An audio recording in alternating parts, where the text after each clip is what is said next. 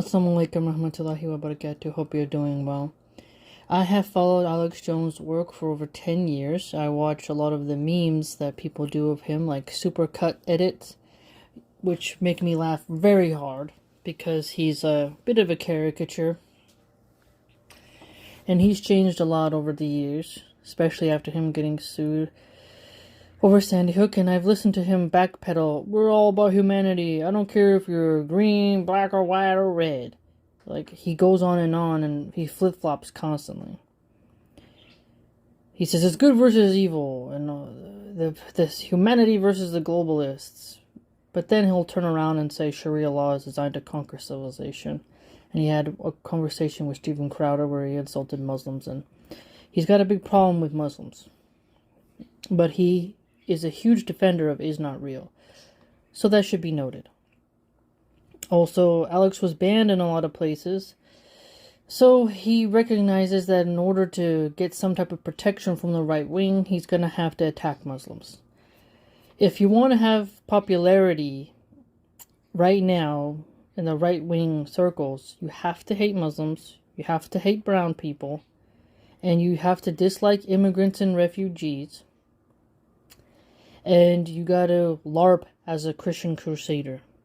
This is because of the Nick Fuentes movement, because he's taken the young men by storm, and the old farts are realizing that America's got some new swagger in that area, and they want to stay relevant and get elected, and keep their positions in politics. So they gotta get on their surfboards and ride the waves, but I digress. The point is, Alex Jones writes, Sharia law is designed to conquer civilization. This is war. I want you to think about the Bible. I want you to think about how their God, Jehovah, flooded the earth, ended civilization as the world was, saved Noah and his family. So Christianity, even though Jesus didn't exist at that time, although they say Jesus is God, so was Jesus there and God in the sky? I digress. The point is, that God has wiped out many civilizations. Moses wiped out the Pharaoh civilization. In Islam, we are told in the Quran to look throughout the earth and see what was of those who came before, basically highlighting that the earth is riddled with ruins of past civilizations. No civilization is gonna always stay the same and not have some type of change. And it is Allah subhanahu wa ta'ala who decides where land will be, what will fall, what will rise. Look at Detroit, Michigan. The car manufacturing was really popular there. Went bust. Audi. No mas.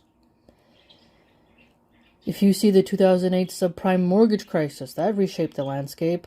The Great Depression in the 1920s reshaped the landscape. World War I, World War II took lots of men out of their homes, shaped things up. Just examine now how people can't afford health care. How many Americans have chronic diseases? Disease can conquer a civilization, like the bubonic plague, the Black Death, which took out many in Europe. Sharia law, which calculates how much you're supposed to give in zakah, talks about business ethics. How long do you have to wait after you divorce? What kind of celebration, the akika, you're supposed to do after your child is born? How much you give in the animal sacrifice? 1 sheep for a girl, 2 sheep for a boy. Shave their hair. Look at the weight. Donate that in gold to charity. There's a lot of charity in Sharia law. Oh, you didn't fulfill your oath? Well, you have to expiate for that with fasting or feeding the poor. If you look in my hadith playlists, and on my second channel, which I focus a lot on hadith and some of the things that scholars said, Bilophile Hermit, check it out, you'll see tons of narrations of hadiths and what Islam is all about. You know how much of the hadith collection is just about prayer? How you're supposed to do wudu, how you're supposed to do ghusl. It's amazing. Alex is too lazy to research that. totally ignores the Old Testament, Spanish Inquisition, Salem witch trials, colonization of South America. And when you think about it, America calls itself a Christian nation, does regime change war in South America. Therefore, that means that the actions America does is in the name of Christianity, since it's a Christian nation and since most of its soldiers are of the Christian faith. So actually, Christians have been destabilizing South America and the Middle East for quite some time. We can play this game of which religions cause trouble. What of the popes who went at the Knights Templar? We can go way back. What about Mary Tudor? Barbecuing Protestants. Holding it down for her faith. I'm not judging, I'm just pointing out. Think about it. The red men had their civilization how they wanted it. Matt Walsh makes fun of them. Oh, you didn't have this, you didn't have that, you didn't have a navy. And civilization isn't just about tall buildings, about Walmarts and Burger Kings. It's something much more. The pyramids themselves are a testament to a nation gone. Machu Picchu in Peru, gone. Pompeii. Volcano, Mount Vesuvius, I believe it's called, erupts. That entire brothel town destroyed. People frozen in that type of ash. A testament to God's wrath. It is the creator and sustainer of the universe that will smite any civilization, and no human can stop Allah's wrath. So if you want to have your civilization survive, you have to carry out God's will. Are Christians carrying out God's will in America? No, not really. They can't even find the heart to be kind to illegal Christian immigrants who lack simple paperwork. The Bible doesn't say anything about green cards or work visas, does it? It doesn't tell you to hate a fellow Christian simply because of their skin shade, or because they're born in a different area of a Christian country. And yet, what do we see from the Republican megatardians? We see, deport, I need mass deportations. So you want to kick out Christians over simple lack of paperwork, work permits. But you want me to believe that you care about the Christians in Nigeria and the Christians in Syria, but you don't care about the Christians in Palestine. Isn't this rich? How many rules is America breaking when you compare what the Bible calls for? The CIA, the FBI, the executive branch. Trump himself had a lavish party at Mar-a-Lago. A woman was dressed as a 1920s showgirl in a martini glass, showing her goods. Women dancing around for wealthy men. Well, 40 million people haven't got their food stamps. The rich are popping champagne, free mixing, sin, drugs. All that. Licentiousness, pomposity, hedonism. Well, the poor Christians are hungry. The rich Christians don't care. They're busy worrying about rubbing shoulders with the right people at Mar-a-Lago. Trump is LARPing as a Christian when for the most of his life he's behaved like a degenerate. Cheated on his wife with a porno chick, Stormy Daniels. Again, you have to understand the rhetoric going on here. Tommy Tuberville isn't focused on things that will help everyone. He's simply hoping that you don't pay attention to what's actually going on in America. That it's more of a class warfare. While Elon Musk becomes a trillionaire, They're trying to get you to think, oh, this person says death to America. They're gonna R-word women. People can be mad at their country. And that's an Iranian talking point, by the way. People can be mad at their country and want to see it change into something else. If you think about from the 17th, 18th, and 19th century, there was kind of like a death of that culture. We don't wear powdered wigs anymore, so that style became deceased. No longer is living and thriving in society. The death of modesty has happened in America, so American modesty of the 17th century has died. America is always dying and always rising up as something new. R-wording is not an Islamic value.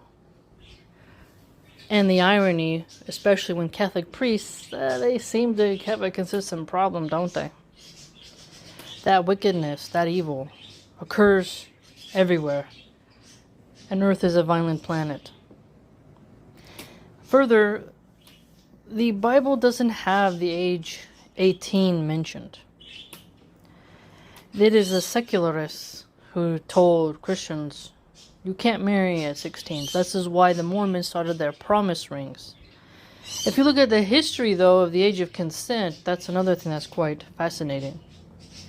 I also find it quite strange that the Christians will get their daughters on birth control at 16 and hand condoms to their teen sons and say, have at it, basically. Just don't get married. The demonization of marriage in favor of fornication and experimentation has led to the rise in STDs. 1 out of every 5 Americans has an STD, by the way. Gross. Has led to more mental trauma because of how women are experimenting, getting used and tossed aside, and then they become bitter against men and become rabid feminists because they become man-haters. They get traumatized by a bad guy who just wanted to use them and not marry them, wasted part of their years, and then they want a vendetta, and they go scorched earth. So American hedonism has some consequences, doesn't it? Again, a lot of the rhetoric against Islam and this fake AstroTurf campaign of shut down Sharia law is to keep the masses very low, staying at the bottom of the pyramid. Most Americans, they see Sharia law, they get scared because of the programming that got us into Iraq and Afghanistan. They want war with Iran, so they gotta they're priming the engine here, oiling it up, getting you ready to go, so that when they call your sons and daughters to go be cannon fodder, you look at it as a religious war, not a war between old bureaucrats who can't seem to get along and are squabbling over trade deals and whatnot. Also, Malaysia is a Muslim country, Saudi Arabia is a Muslim country, and so is Qatar. And Americans enjoy the resources from those countries. Heck, when Trump was tough on China, a lot of Americans were like, crap, man. The American dream is propped up through Chinese goods. I love me some Chinese products, by the way. Too bad that China is brutal to the Uyghur Muslims, but Mufti Menk was in Hong Kong, so maybe there's hope there. Never know.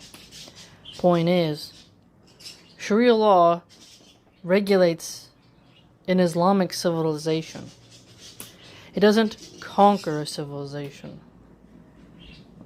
Christians have to focus on perfecting their flock.